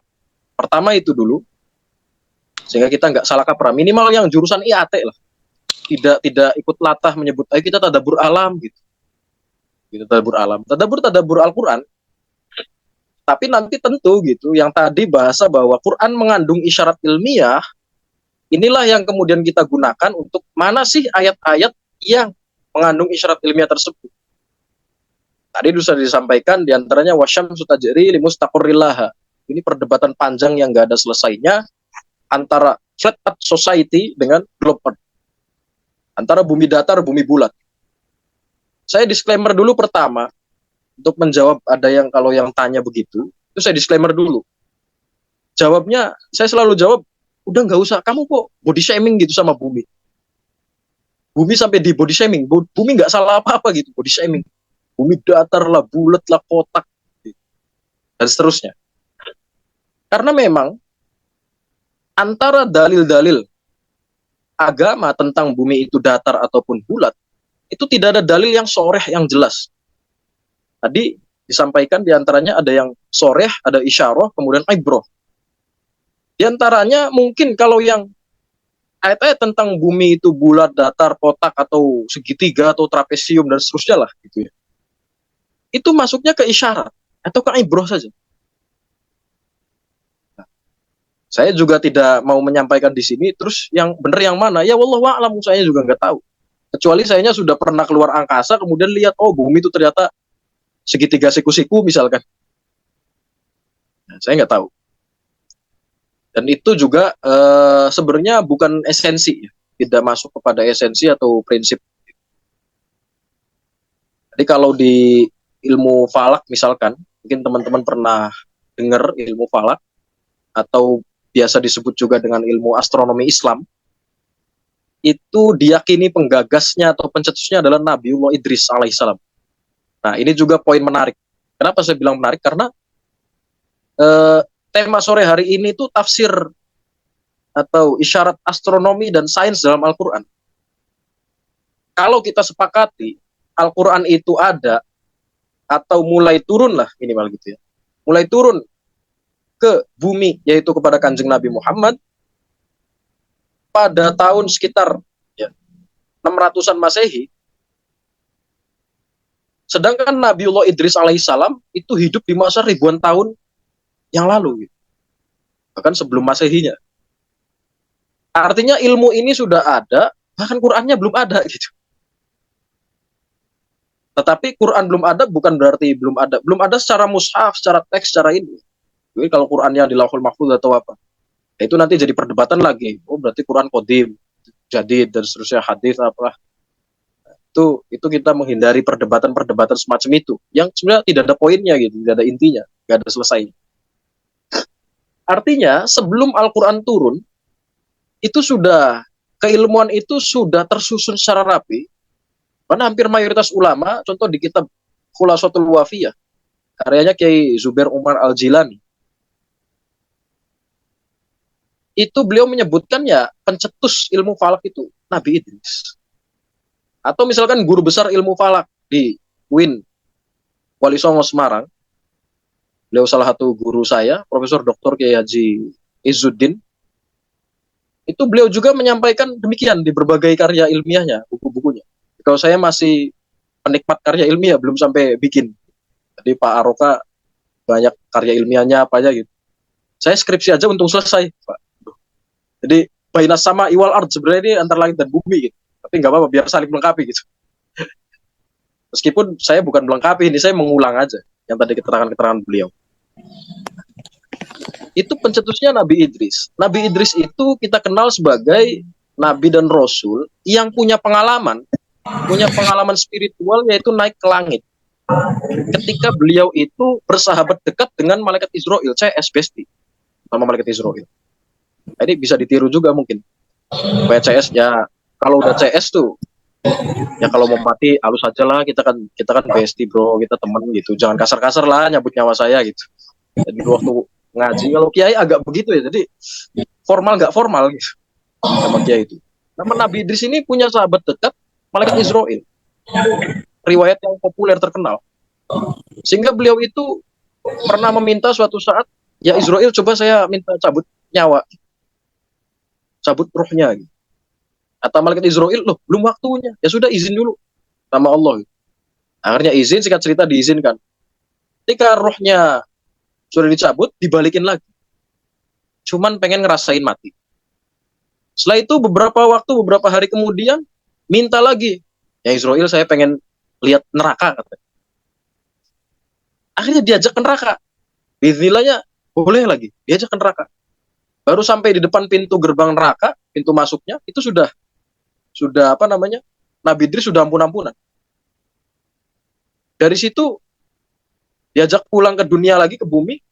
Kata Nabi Idris, ya kan kita udah di akhirat nih, ini kan di neraka, ya tanggunglah, itu surga udah dekat, saya pengen lihat surga, lihat-lihat doang gitu di depan.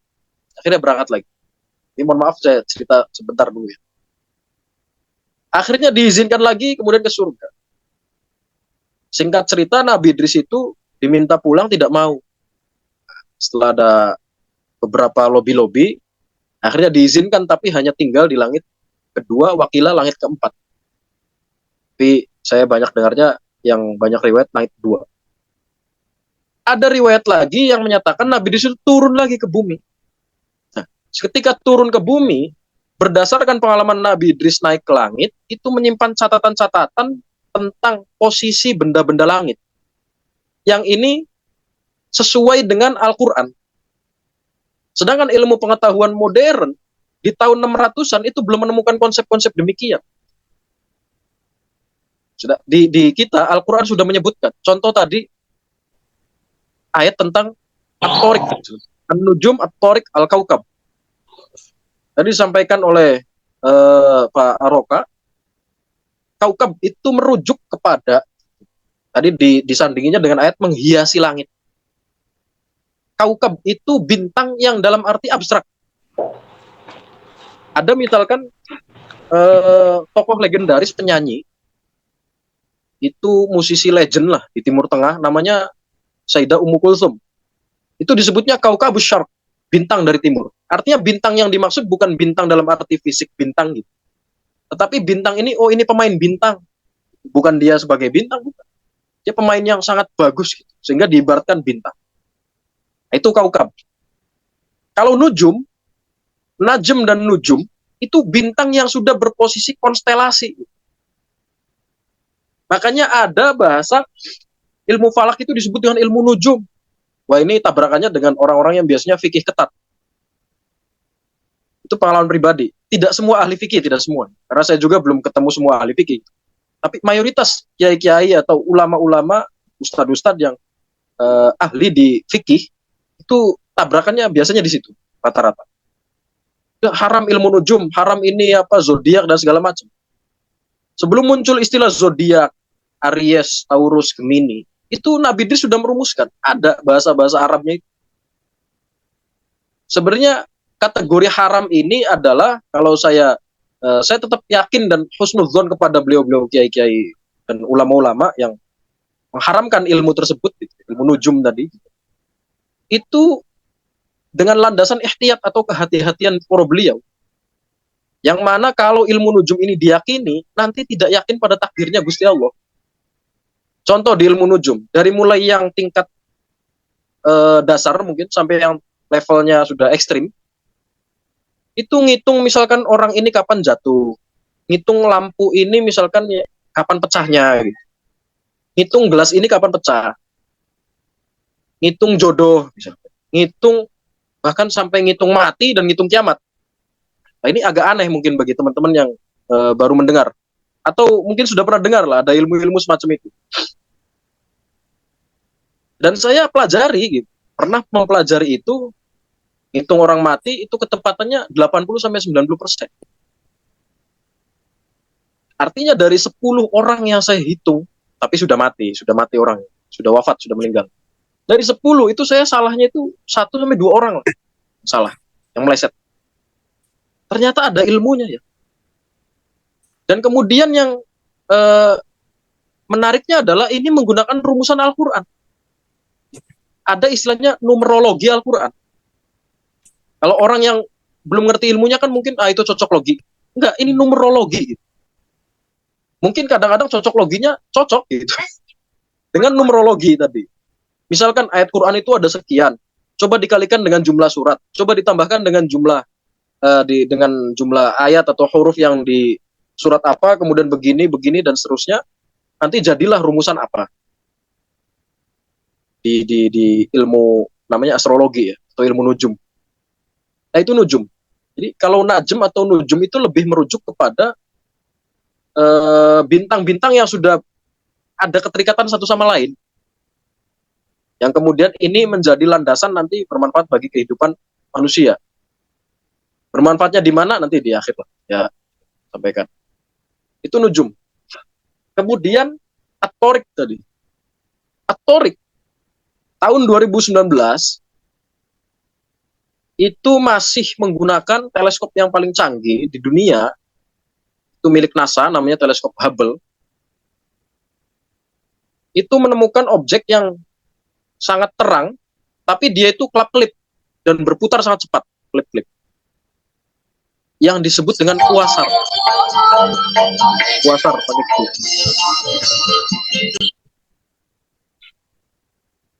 Nah, itu tahun 2021 teleskopnya sudah diperbarui dengan nama teleskop James Webb. Mungkin pernah dengar juga itu, teleskop James Webb. Diteliti lagi objek itu, ternyata si kuasar ini itu mendekati dengan makna, paling mendekati, sangat dekat, 90% cocok dengan atorik yang dimaksud di Al-Quran. Atorik dalam berbagai literatur disebutkan bahwa itu adalah bintang yang berputar-putar, kemudian berjalan secara cepat. Itu kuasar. Mungkin untuk lebih ininya bisa lihat di simulasi di YouTube, banyak apalah yang disebut kuasar, kemudian black hole. Ini misteri-misteri yang unik dan menarik, selalu menarik untuk dibedah. Jadi bahasa-bahasa Al-Quran, ayat-ayat Al-Quran, kalimat-kalimatnya itu sangat menyesuaikan dengan makna dan kondisi. Tadi disebutkan bulan, ada syahr, ada qamar, ada badrun. Syahrun itu merujuk kepada waktunya, bukan berbentuk fisik. Januari, Februari, Maret, atau Syawal, Rabiul Awal, Rabiul Akhir, dan seterusnya gitu. Itu syahrun disebut. Kalau qamar itu bulan yang belum sempurna, dia setengah lah, atau sebagian, itu qamar. Kalau badrun itu bulan purnama, bulan yang sempurna, bulat. Ada lagi satu lagi hilal, atau di Al-Quran disebutnya dengan lafadz jamak, yaitu ahillah, hilal, jamaknya ahillah. Nah itu bulan sabit, bulan yang tampak pada tanggal 1 sampai durasi, kalau di kitab-kitab falak itu disebutkan sampai maksimalnya tanggal 3. Ada yang bilang tanggal 2 di setiap bulannya, itu hilal. Tentu ilmu falak di masa modern, semenjak turunnya Al-Quran, itu semakin maju berkat adanya isyarat-isyarat ilmiah tadi yang turun di Al-Quran. Contohnya wasyamsu tajri limustaqarril laha tadi. Matahari berjalan tapi limustaqarrin. Kalimat mustaqar itu dari kata istaqarra yastaqir, artinya anteng, tenang. Ini bisa bermakna matahari itu berjalan tapi dia diam di tempatnya. Sehingga ada yang memaknai mustaqar tadi, saya sepakat dengan Pak Aroka, poros gitu. Ada juga yang memaknai bahwa matahari benar-benar berjalan gitu. Tapi dia dengan pergerakan yang konstan, yang beraturan. Ternyata ilmu astronomi modern membuktikan bahwa bumi dan planet-planet itu mengelilingi, bulan mengelilingi bumi, bumi mengelilingi matahari, matahari ternyata keliling juga mengelilingi pusat inti galaksi Bima Sakti. Galaksi Bima Sakti juga bergerak juga. Entah bergerak kemana. Kumpulan galaksi-galaksi disebut universe. Universe dikumpulkan namanya multiverse. Jadi semakin nggak tahu nih kemana. Itu di dalam kitab Syarah Bahjatul Wasail karya Syekh Nawawi Banten. Meskipun itu kitab fikih tasawuf, tapi ada salah satu keterangan yang juga saya kutip. Itu diantaranya ada hadis menyebutkan Nabi itu pernah menyampaikan bahwa Allah itu menciptakan 100.000 alam. 100.000 bahasanya mi'ata alfiqona adilin. 100.000 kindil. Kindil itu mungkin semacam kayak lampion atau kayak bohlam gitulah. 100.000. Kemudian digantungkan di bawah ars, tahtal ars. Di bawah ars. Ditambahi lagi keterangan di situ, summal ardu was samawatu wal jannatu wan naru wa ma fiha itu fi qindilin wahidin. Langit, bumi, surga, neraka, bahkan dan seluruh apapun yang ada di dalamnya itu di dalam kindil yang satu. Jadi kita tuh sebetulnya masih satu daratan dengan surga neraka juga, gitu. Meskipun entah di mana lah, wallahu a'lam, nggak tahu. Tetapi dari keterangan situ, alam semesta ini sangat luas dan luar biasa luasnya dengan kecepatan yang tidak terhingga. Ilmu astronomi modern menghitung itu udah bahasanya dengan kecepatannya itu melebihi kecepatan cahaya. Ruang dan waktu ini mengembang. Termasuk isyarat ilmiah atau ayat-ayat yang menyatakan bahwa Al-Quran itu awalnya adalah sesuatu yang padu, kemudian kami pisahkan dengan sepisah-pisah. Pada saat nanti di akhir zaman atau di hari kiamat, yaumul qiyamah, itu akan dihancur leburkan dengan berbagai ayat lah, idza waqa'atil waqi'ah dan seterusnya. Ada juga di ayat az-zalzalah, misalkan idza zulzilatil ardu zilzalaha, bumi digoncangkan dan seterusnya. Dan banyak lagi. Al-Qari'atu mal-Qari'ah, dan seterusnya gunung-gunung bertebaran apa. Nah ini juga ilmuwan-ilmuwan ini mengklarifikasi dan mengkonfirmasi bahwa kejadian itu benar dan pasti akan terjadi. Meskipun prediksinya adalah masih ada yang bilang 3 miliar tahun lagi, ada yang bilang 4,5 miliar lagi nanti akan hancur lebur itu. Nah itu menarik. Dan banyak yang kemakan, saya nggak tahu ini hadis maudhu atau bukan. Oh nanti mungkin Pak Aroka akan saya minta di tasheh Pak, tadi konfirmasi dibenarkan, itu dikoreksi. Hadis soal usia bumi, usia dunia itu tidak akan lebih dari 1.500 tahun. Katanya sekarang sudah 1445 Hijriah. Berarti bumi itu, kiamat itu paling maksimal 55 tahun lagi. Keterangan dari guru-guru saya, tidak ada yang pernah mengonfirmasi bahwa itu adalah benar hadis sahih. Gak tahu itu maudhu, palsu, ya, atau minimalnya dhaif, nggak tahu. Tetapi kalaupun ia itu adalah riwayatnya itu sahih, benar. Pertanyaannya yang pertama, 1.500 tahun itu tahunnya menggunakan tahun apa? Apakah Hijriyah, apakah Masehi, apakah tahunnya pakai tahun Saka, atau tahun apa? Nah ini juga menimbulkan perbedaan pendapat. Jadi tahun di situ itu apakah menggunakannya tahun Hijriyah, betul Hijriyah, kalau Masehi udah jelas kelewat, atau pakai tahun yang apa? Nah sudah, kalau misalkan teman-teman yang sepakat bahwa hadis ini betul, berarti tahun yang dimaksud tahun versi Tuhan, versi Gusti Allah gitu, versi Allah Subhanahu Wa Taala. Kalau memang hadis ini benar, kalau saya pribadi nggak yakin ini benar.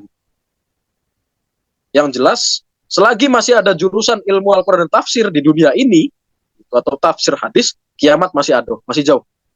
Itu dosen-dosen saya begitu ngomong. Jadi saya, wah alhamdulillah lah gitu. Terima kasih sekali masih ada teman-teman mahasiswa, kemudian dari universitas, kampus manapun yang masih melanggengkan atau masih melestarikan, bukan hanya melestarikan, tapi terus mengembangkan jurusan ilmu Al-Quran dan tafsir. Artinya selagi Al-Quran itu masih ada dan masih terus dikaji, maka kiamat masih jauh. Udah gitu aja. Itu kerusakan banyak, segala macam. Nah ini seringkali kita ngamprek ya, kalau bahasa Jawanya ngamprek tuh apa ya? Meluber gitu, meluber. Bahas soal ayat-ayat Quran, kemudian bahas lama-kelamaan, kemudian fenomena alam, lama-kelamaan membahas kiamat dan seterusnya. Saya pribadi meskipun tadi mempelajari ilmu falak dan kemudian ilmu falak ini salah satunya pengembangannya adalah astrologi yang di antara subbabnya ada materi untuk menghitung atau prediksi kiamat, itu juga saya nggak menggunakan. Udah saya belajar aja gitu. Tapi saya nggak menggunakan. Udahlah biarkan kiamat itu tetap menjadi rahasia, tetapi yang jelas tanda-tanda, ciri-ciri apa segala macam masih bisa kita counter gitu. Karena ini di medsos atau dimanapun itu menjadi kayak suatu ketakutan yang nggak perlu sebenarnya. Gitu. Artinya bukan berarti nggak perlu itu kita nggak takut dengan kiamat, nggak takut dengan ini, nggak sedih, nggak apa, bukan. Tetapi sampai membuyarkan fokus. Nah itu. Jadi sebenarnya antara ilmu falak tadi dengan Al-Quran itu sebenarnya kalau diperes intinya, Al-Quran itu ayat matlu, ilmu falak ini mempelajari ayat-ayat yang ghairu matlu gitu. Makanya di dalam terminologi ilmu falak dimaknai sebagai ilmu yang mempelajari pergerakan benda-benda langit sesuai dengan falak, itu artinya orbit atau lintasan atau garis edar. Mempelajari tentang pergerakan benda-benda langit yang bisa diobservasi dan berkaitan dengan ibadah umat Islam, titik. Itu ilmu falak. Jadi yang dipelajari bumi, bulan, matahari, dan bintang. Itulah kemudian di samping ilmu falak sudah sangat langka, barangkali teman-teman hanya pernah mendengar, tapi ilmu falak itu apa sih? Karena biasanya sudah terlanjur fobia dulu dengan matematika, dengan fisikanya, mungkin dengan astronominya gitu. Ini menjadi problem juga yang nggak tahu ya.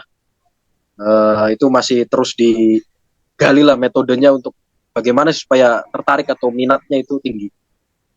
Nah, itu kaitan Al-Quran dengan ilmu falak. Sehingga kalau saya pribadi, Al-Quran ini sebagai teks ayat matlu tadi, ilmu falak ini sebagai konteks atau fakta di lapangannya. Bahwa menurut Al-Quran begini, ternyata faktanya benar. Realitasnya benar. Kemudian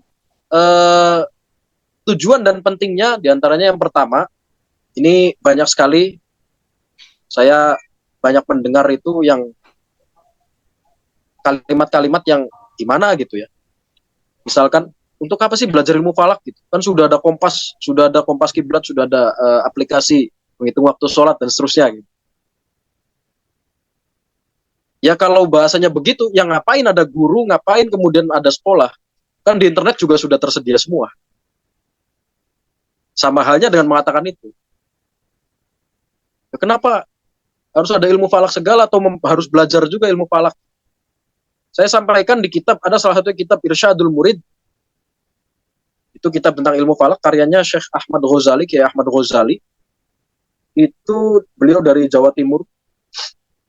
Beliau di kitabnya menyatakan bahwa hukum mempelajari ilmu falak itu fardu kifayah. Bagi orang yang di daerahnya itu banyak orang yang ahli ilmu falak. Itu fardu kifayah. Sedangkan bagi yang daerahnya itu sedikit ahli falak, maka fardu ain hukumnya. Jadi sama dengan ilmu-ilmu lain, sama dengan ilmu tadi, ilmu nahwu, shoroh, fikih. Kalau mempraktekannya, wajib. Kita sholat, wajib nggak untuk menepati tepat pada waktu sholat? Wajib. Itu praktek ilmu falak. Kita wajib nggak menghadap kiblat? Wajib. Itu praktek ilmu falak juga. Dan lain-lain. Kita nggak pernah tahu misalkan kiblat suatu daerah, masjid, musola, rumah, atau majelis, atau apapun, itu dihitung. Apakah kemudian cukup dihitung sekali seumur hidup? Jawabannya sama sekali tidak. Nggak cukup. Saya pernah observasi, itu minimal pergerakan tanah itu bergeser kurang lebih 1 cm per 3 tahun. Itu bisa gesernya kanan kiri, bisa bolak-balik.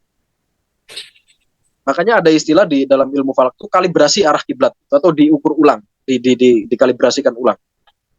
Jadi itu diantara beberapa hal yang mungkin mayoritas umat Islam juga belum tahu gitu. Bahwa kiblat tuh ini udah dihitung kok. Ya akhirnya untuk seterusnya, sudah bertahun-tahun, puluhan tahun bahkan ratusan tahun. Itu disangkanya kiblat tuh segitu. Saya sampaikan bahwa kiblatnya tetap, yaitu Ka'bah, tetap posisinya. Tetapi arah kiblatnya ini bisa jadi geser. Loh, maksudnya gimana? Lempeng bumi setiap tahun, setiap hari itu ada pergerakan 0,0 sekian milimeter. Sehingga kalau dikalkulasikan setahun, 2 tahun, 3 tahun, dan bertahun-tahun itu bisa geser kanan kiri. Ya tapi kan yang penting kita hatinya madhab kiblat, ya udahlah nggak usah sholat lah. Kamu sih gimana? Jadi saya kadang-kadang kalau udah capek menanggapi hal-hal semacam itu gitu. Yang penting hatinya mantep, sering sekali Pak Aroka. Itu saya sering dengar begitu gitu. Itu gimana gitu? Atau ngapain sih kok belajar ilmu Al-Quran dan tafsir? Kitab tafsir sudah banyak, kita tinggal mengikuti ulama saja. Jadi gimana gitu yang ngomongnya kan? Dijak ngopinya tuh gimana diajak ngobrolnya gitu. Jadi agak lucu juga ya. Artinya semua ilmu itu termasuk ilmu falak pun juga ilmu yang inti menurut saya itu ulumul Quran. Karena saya sendiri juga ya ketika kuliah juga mengambil jurusan PAT. Itu menjadi ilmu yang poros, yang inti ya.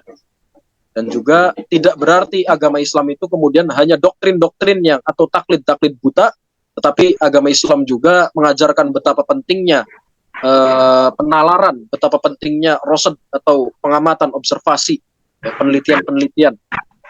Oleh karena itu minimal teman-teman yang tidak minat ke ilmu falaknya atau tidak minat ke ilmu-ilmu tertentu, minimal jangan merusak tatanan lah, gitu aja lah.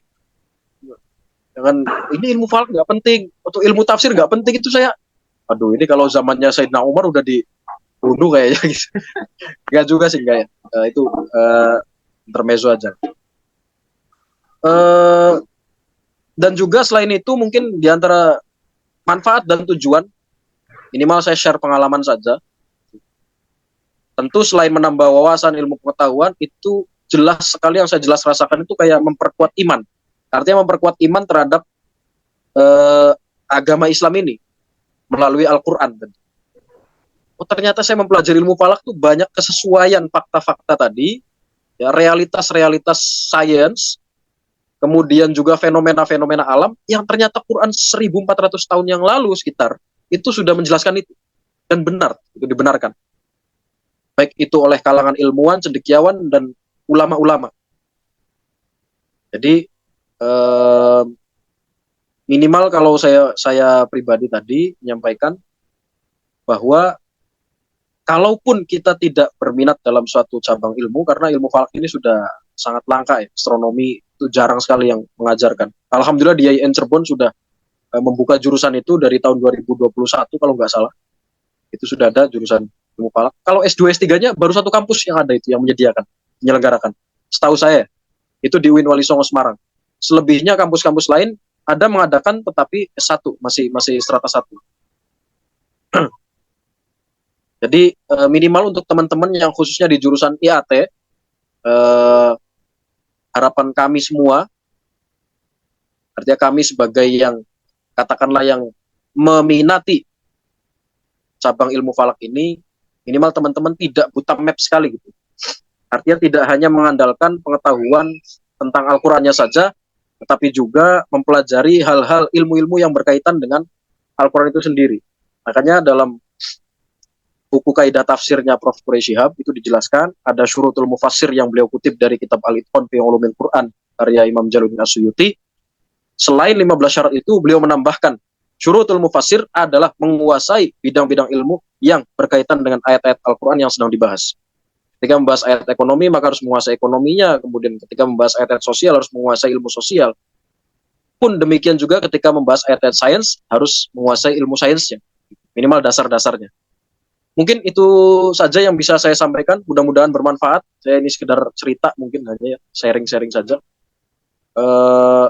Karena waktu menjelang maghrib ini, menjelang maghrib. Tadi sudah lebih dari cukup lah materi dari narasumber pertama dari Pak Aroka. Mohon maaf yang sebesar-besarnya apabila banyak kesalahan dan kekurangan. Ya. Kurang lebihnya mohon maaf. Syukran wa dumtum fil khairi wal barakati wan najah wal afu minkum. Wallahul muwaffiq ila aqwamit thoriq. Assalamualaikum warahmatullahi wabarakatuh. Waalaikumsalam warahmatullahi wabarakatuh. Oke, terima kasih kepada pemateri kedua, Kiai Muhammad Abu Zar Al-Ghifari yang telah memaparkan materinya. Kita lihat waktu maghrib itu tinggal 4 menit lagi. Kita akan buka sesi tanya jawab ya. Karena ini terlalu mepet maghrib, kita kasih kuota 2 penanya ya. 2 penanya, 1 untuk pemateri kedua, yang pertama, 1 juga buat pemateri pertama, kedua. Oke, silakan. Yang ingin bertanya, silakan untuk Kak Yeni Septi Arianti. Mohon maaf Ustaz, itu akun isi saya. Saya lupa di name. Mohon maaf. Iya. Assalamualaikum warahmatullahi wabarakatuh. Waalaikumsalam warahmatullahi wabarakatuh. Kepada 2 pemateri yang saya hormati, saya ingin bertanya ke pemateri Ustadz Muhammad Abu Zar ya.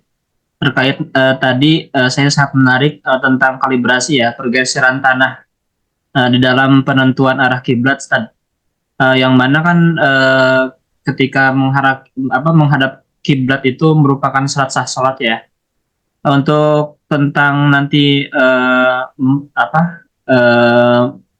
istilahnya perbaikan arah kiblat atau seperti apa ya, saya kurang paham. bagusnya per berapa tahun sekali ya Ustaz ya? Mohon arahannya, apakah nanti dengan alat kompas atau dengan seperti apa alatnya? Mohon arahannya Ustaz.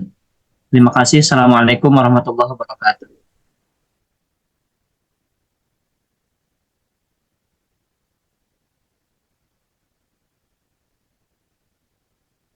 Oke, silakan pada Kiai Haji Muhammad Abu Zar Al-Ghifari untuk memberikan jawaban.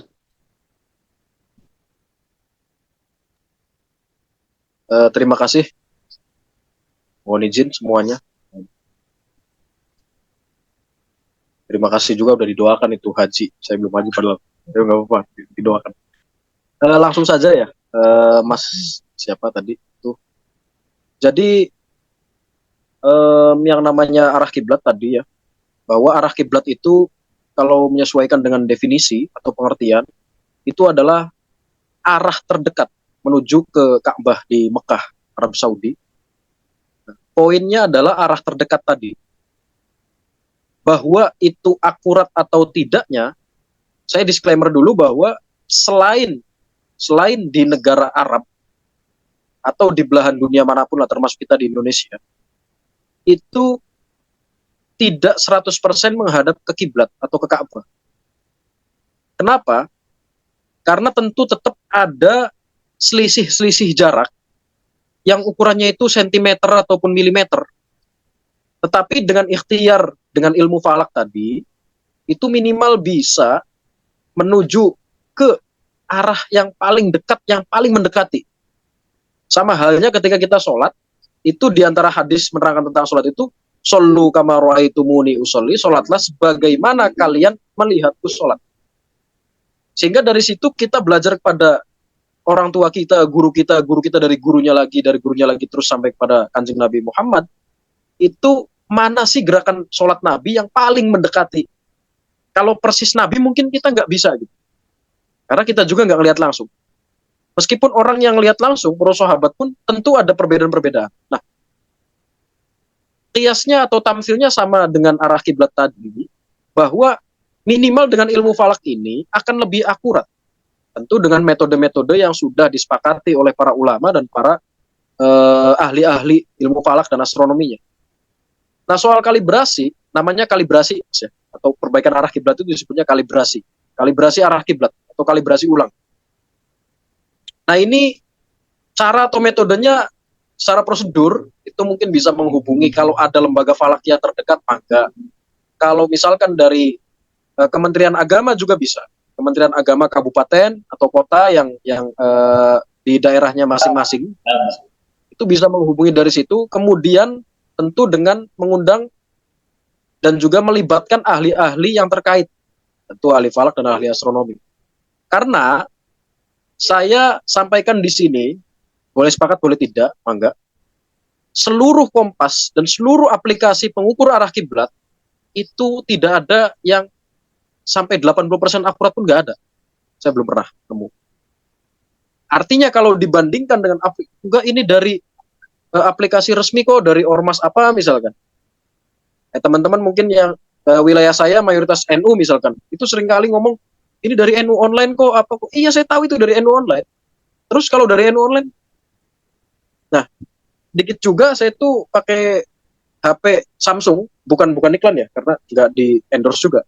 HP Samsung yang jenisnya itu saya sengaja beli HP itu, banyak yang tanya, kenapa sih Mas belinya itu, kenapa Zar, lu belinya kok HP itu? Saya jawab, HP saya tidak ada alat yang namanya magnetometer. Nah, teman-teman Gen Z ini tahu nggak ada alat di dalam handphone tuh namanya magnetometer. Semacam chip, saya juga belum tahu bendanya ya. Cuman di dalam itu ada magnetometer. Saya tahu gambarnya aja, belum pernah tahu langsung benda gitu. Saya tahu dari gambar, dari foto, oh magnetometer tuh ini. Magnetometer adalah alat untuk mengukur GPS. HP kita kalau bisa GPS atau kompas, itu pakainya magnetometer. Lah, ketika alat komunikasi HP tadi ada magnetometernya, sudah bisa dipastikan itu nggak akurat nantinya. Karena akan terpengaruh kepada logam-logam sekitarnya ketika misalkan pakai kompas. Sehingga kalau saya pribadi, pakainya kompas bidik yang itu anti magnet yang biasa digunain sama TNI Denjaka. Itu yang harga 8 jutaan lah. Itu pun Mas, ini saya pakai kompas yang akurat, merek Eiger, merek ini, merek itu, merek. Enggak, saya tanya ya harga aja gitu. Kalau harganya masih di bawah 2 juta, bisa dipastikan juga nggak akurat. Hampir bisa pasti. Nah itu, tapi tentu saya juga belum tahu seluruh jenis kompas. Jadi alangkah baiknya tadi lah, secara singkat intinya bahwa kiblat itu bisa bergeser arah kiblatnya. Jadi prosedurnya bisa menghubungi Kementerian Agama yang terkait, dan ada Badan Hisab Ru'yat daerah juga di kota-kota, kabupaten atau wilayah. Ya. Kalau radiusnya dekat sama atau masih lingkungan Cirebon sih, mangga saya bisa datang ke tempatnya langsung lah. Itu di mana? Karena saya juga sering di beberapa tempat, minimal Ciayu Majakuning. Paling jauh pernah ngukurnya di Jakarta, Bang. Jakarta sama Jawa Tengah. Itu mungkin kurang lebihnya, mohon maaf. Terima kasih. Monggo.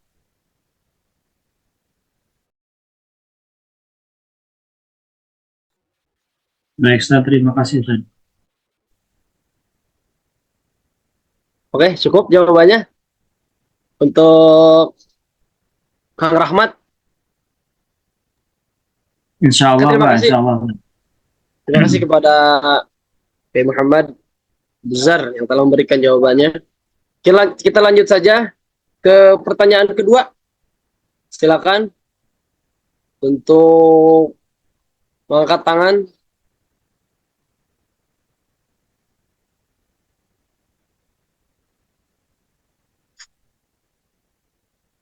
Silakan karib-karibahu. Wah, ini dari pemateri sendiri nih. Nggak ada.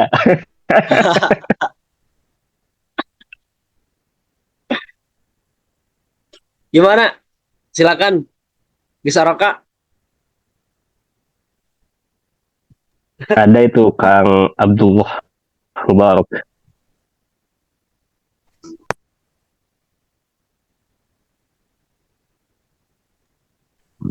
Ya cukup aja mungkin ya, sudah maghrib di sini. Oh. Siap. Pertanyaan menyusul bisa di Japri aja gitu. Oke. Nanti saya kirim nomornya di grup peserta ya. Kalau ada pertanyaan,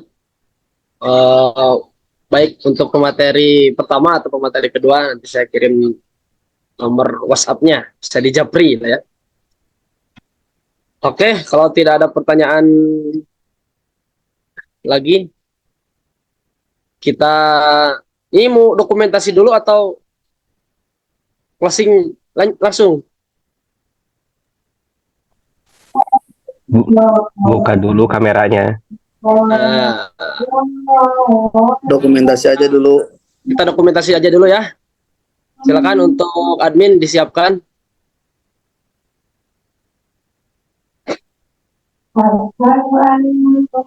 Silakan kepada semua peserta untuk on cam ya. Silakan isi absen chat Zoom untuk sertifikat hadir. Oke, silakan semuanya untuk on cam.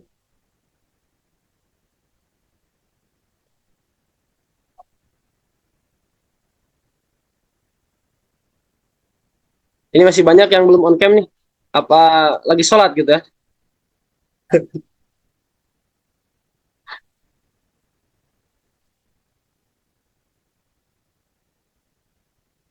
Kang admin udah siap? Sebentar. Oke.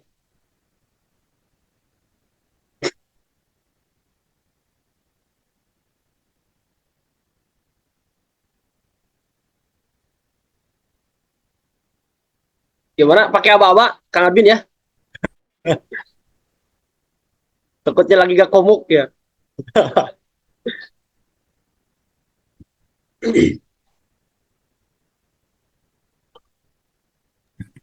Satu, dua, tiga. Lagi? Oke. Ya. Lagi. Besok. Sebentar. Ada kendala teknis. Udah kayak bebas nih saya.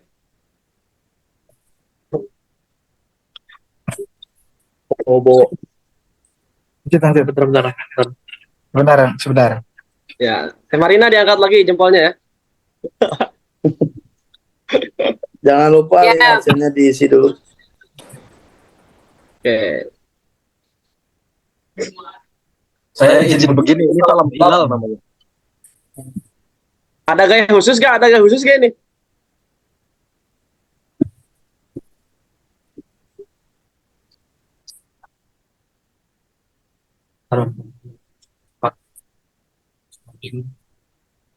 Masih. Lama ya? Gimana ini? Kang Admin udah siap belum? Belum. Oke. Lama dari stopnya. HP. Wah, agak cerah nih. Yo, 1, 2, 3. Sebentar, satu lagi. Oke.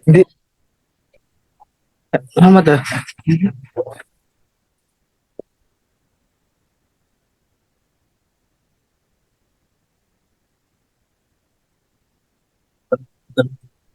Satu lagi. Di sini. Sekali lagi gitu. Sekali lagi. Terakhir beneran. Dari HP. Ini gimana? Ada berapa? Dihilangin. Yuk, 1, 2, 3. Oke, cukup. Mangga moderator tutup.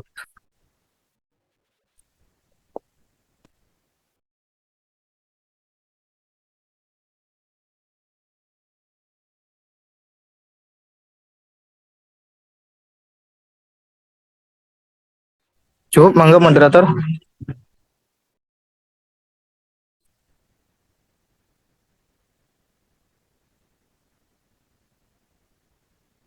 Gimana udah ini?